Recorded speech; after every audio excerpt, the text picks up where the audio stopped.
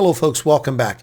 The constant petty racism and bigotry that many minority South Africans, white, colored, and Indians suffer on a daily basis, the indignities imposed upon them by racial supremacists in South Africa has become ever more present.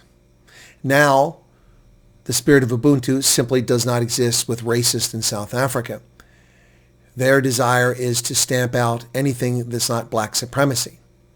And it's odd because most of the people participating in this bogus nonsense weren't even around during the apartheid era. They lived a toxic study and fabrication of history presented to them by generations who now are born free and walk around the country with no restrictions upon them whatsoever. However, they choose to harm the interests and the desires of minorities. Case in point, members of the KwaZulu-Natal provincial legislature sitting down during the national anthem. This is disrespectful to South Africa. They think that they're accomplishing a mission here by being racist and insulting white South Africans. Never mind the fact that the majority of Afrikaans speakers in South Africa aren't even white. They're colored, followed by white South Africans, then followed by black South Africans who speak it as a first language, and finally by Indians.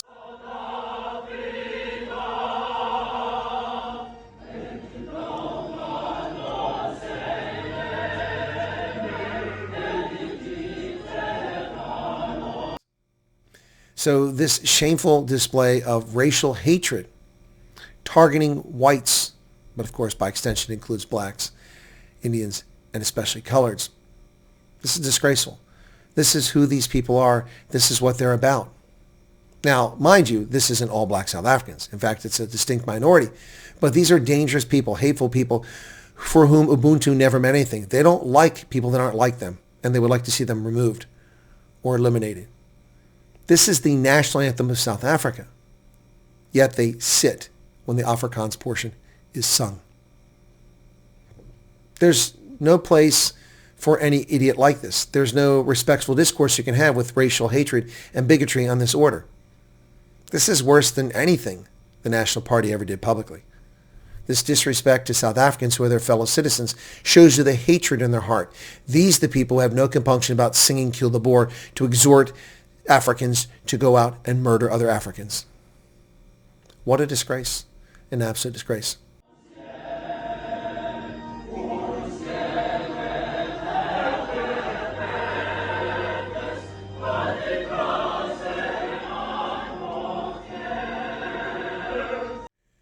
This is a story that will get no airtime in South Africa's media. If it does, I'll be shocked. It certainly won't rise to the attention of bigots and racists in America who are attacking verbally white South Africans, claiming that they're not refugees, asking white South Africans, but how can you be from South Africa, you're white? The ignorance is beyond the pale. Walmart hired virtually an entire or possibly an all-black staff in Boksburg at its new store opening. So now the name of Walmart, founded by Sam Walton, shall forever be known and associated with racial bigotry and racial hiring practices, something they couldn't get away with in America, but they can get away with in South Africa.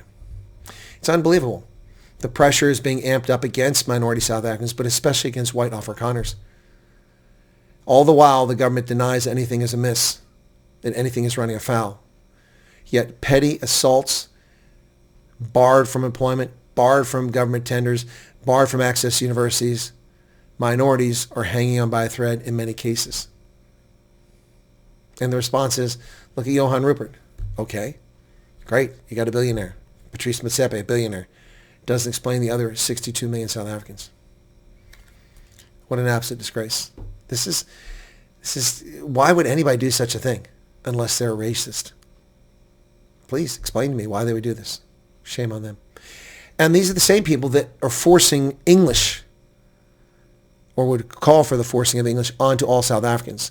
Children who grow up speaking Xhosa or Venda or Zulu or Swati, now forced to learn English in school when they don't speak a word of it. A colonial language.